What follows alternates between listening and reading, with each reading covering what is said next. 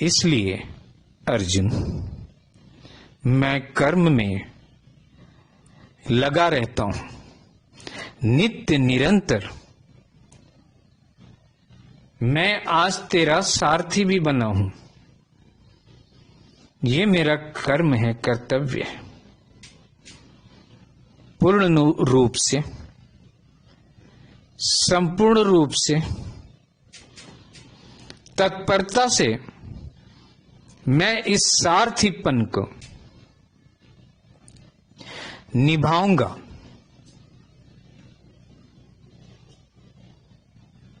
ये मेरा कर्तव्य है।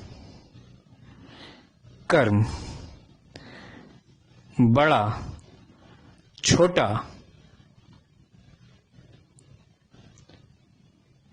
न समझे। कर्म कर्म होता है। कर्तव्य कर्म करो। कर्तव्य की फल की इच्छा मत करे, आगे बढ़ जाओ। कर्म के फल को देने वाले श्री कृष्ण अभी वर्तमान में, मध्यकाल में, अंतकाल में या पुनर्जन्म में भी आपके कर्मों को, आपके कर्मों के फलों को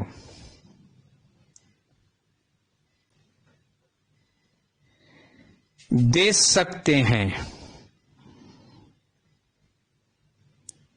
अतः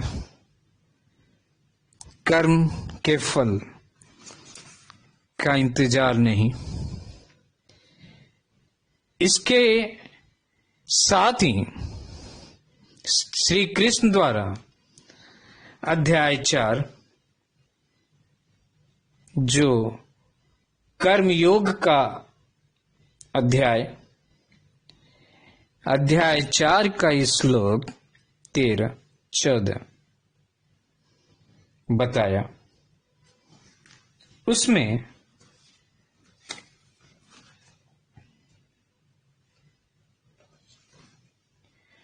ब्राह्मण, क्षत्रिय, वैश्य और शूद्र, इन 4 वर्णों का समूह गुण और कर्मों के विभाग पूर्वक मेरे द्वारा रचा गया है। इस प्रकार इस सृष्टि, रचना आदि कर्म का कर्ता होने पर भी मुझ अविनाशी परमेश्वर को तू वास्तव में अकर्ता ही जान। ये 13वां।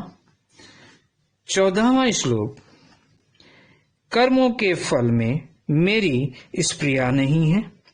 मुझे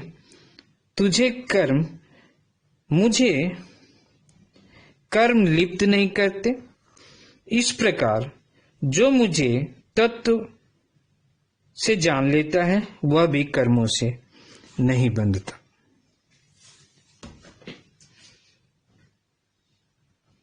श्री कृष्ण ने अपने को अकर्ता, सांख्य योग में कर्तापन से विरक्ति हटने, न मानने की बात आती है, बोली गई है। श्री कृष्ण यहां अपने को वर्णों के विभागों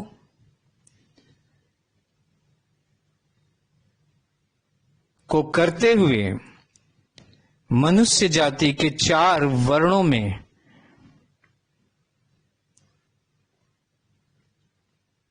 विभाग किया और उनके कर्म को भी उनके स्वभावज कर्म के अनुसार विभाजित किया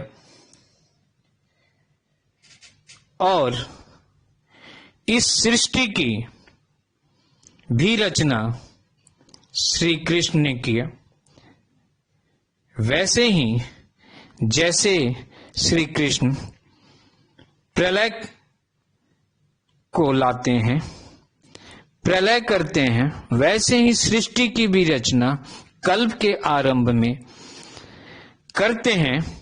उसी सृष्टि की रचना की श्री कृष्ण ने की, 4 वर्णों में मनुष्यों को विभाजित किया और उनके स्वभावज कर्म को, उनके कर्मों के विभाग को, जो उनके स्वभाव युक्त कर्म है, जो उनके वर्णों के अनुसार कर्म है, उसको विभाजित किया, विभागित किया या विभागों में बांटा।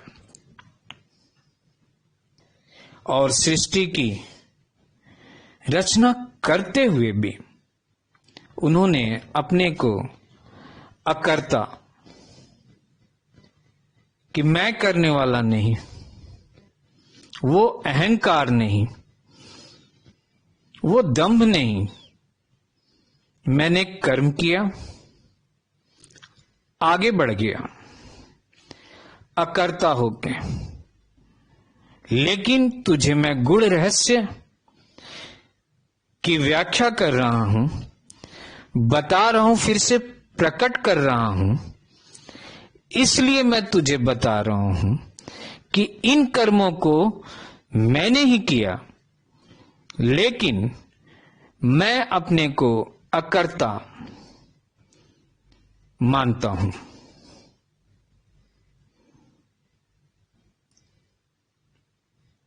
इसलिए फिर 14 श्लोक में भगवान ने फलों की स्पृहा मैं नहीं रखता, फल की इच्छा, फल की कामना मैं नहीं रखता, मैं अकर्ता होके कर्म करता रहता हूं और मनुष्य जाति के लिए पथ प्रदर्शक बना रहता हूं।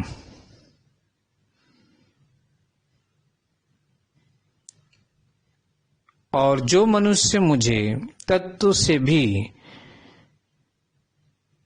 जान लेता है, वो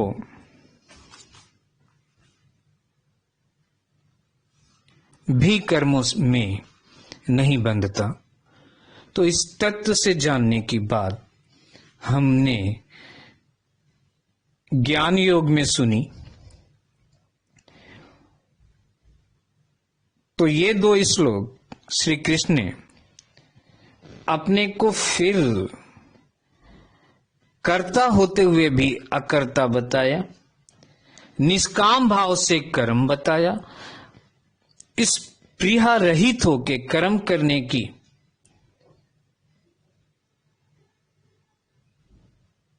तरीके को,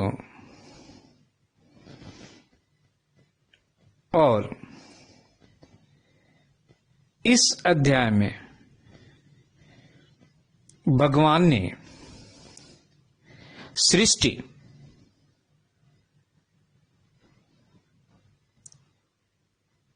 को यज्ञ कुंड बताया और कर्मों को हवन सामग्री बताया। अपने कर्मों को वैसे ही कर जैसे तू हवन में हवन सामग्री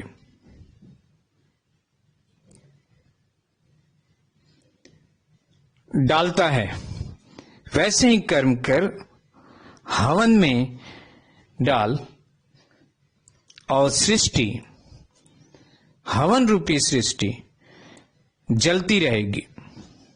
लेकिन अगर कर्म रुका तो ये हवन रूपी सृष्टि बुझ जाएगी प्रलय हो जाएगा, सृष्टि खत्म, नष्ट, लुप्त। इस सृष्टि रूपी हवन सिर्फ व सिर्फ केवल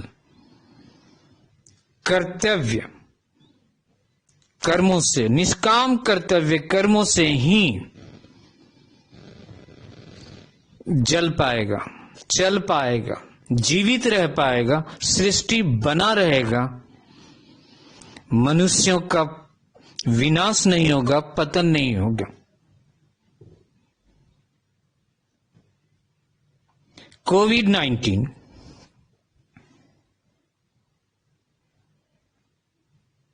एक ऐसा पेंडेमिक जिसे संसार, आधुनिक मनुष्य पेंडेमिक बोला। ये एक छोटा, एक बहुत छोटा प्रलय है बहुत छोटा प्रलय।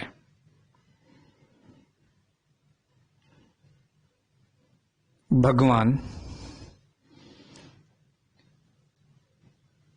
अध्याय 11 में इस प्रलय का अर्जुन को दर्शन करवाया कि देख अर्जुन, तेरे जितने कुल अधिपति लोग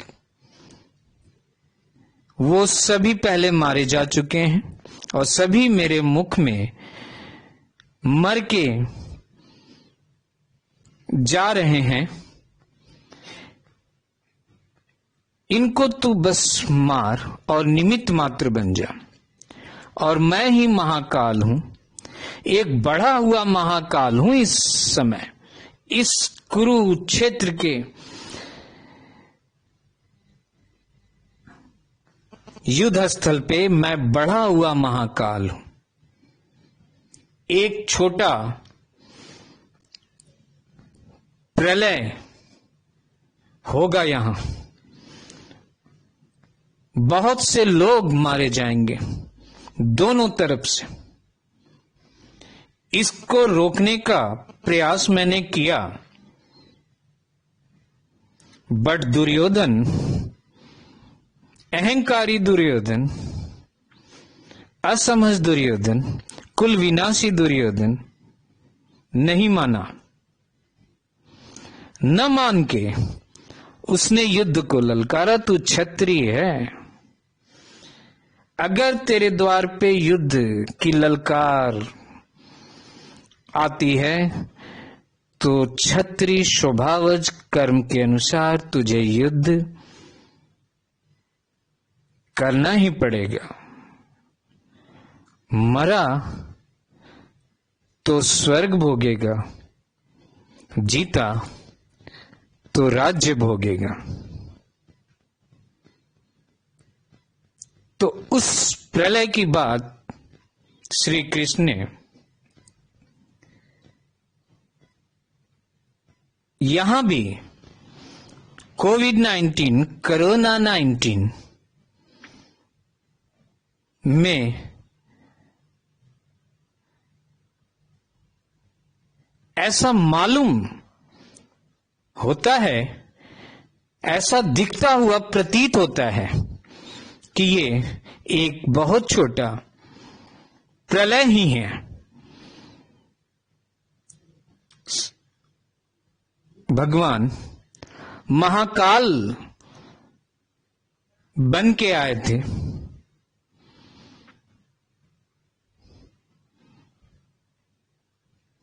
और इससे सृष्टि का विनाश, उस सृष्टि रूपी हवन जिसमें कर्तव्य कर्म को, निष्काम कर्म को हम आहुति समझ के बना के डालते हैं, उस कर्तव्य कर्म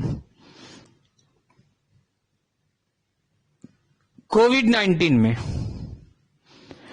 प्राय रुक गया। सभी मनुष्य अपने घरों में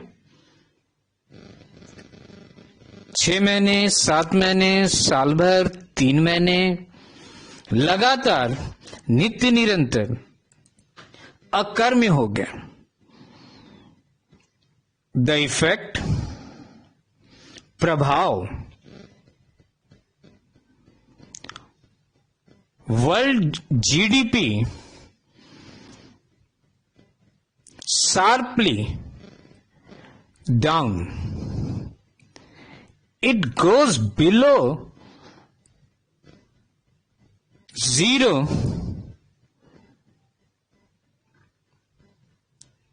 and become negative. It was too negative. ये बहुत नीचे गया, but देशों ने छिपाया। 40, 42, -42, 43, GDP 35, -35, -16. These are the manipulated GDP. GDP इससे बहुत ज्यादा नीचे था। ये सृष्टि, ये उस हवन रूपी सृष्टि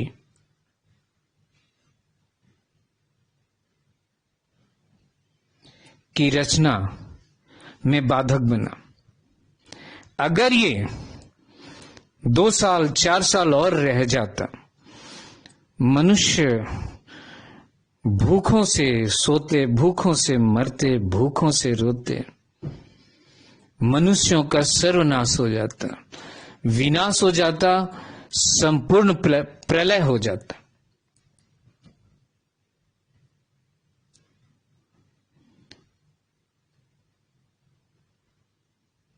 सृष्टि की रचना, उस सृष्टि रूपी हवन कुंड को जलने दो,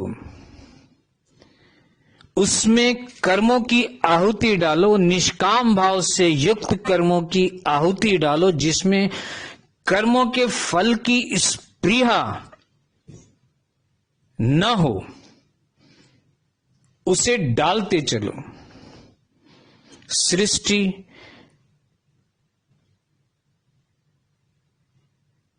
की रचना करते चलो। तो श्री कृष्ण अध्याय 3 के ज्यादातर श्लोकों में हवन कुंड की तुलना सृष्टि रचना से की और उसमें आहुति के रूप में कर्म योग को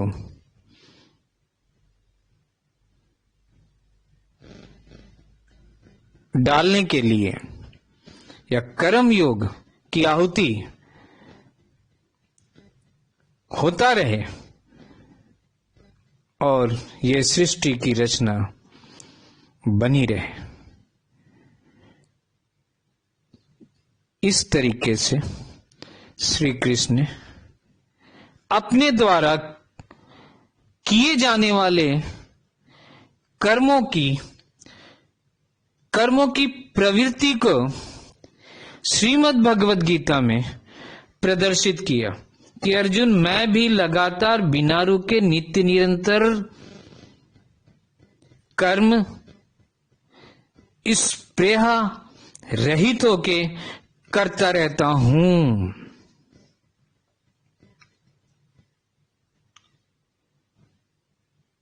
कर्म तो करना पड़ेगा अर्जुन।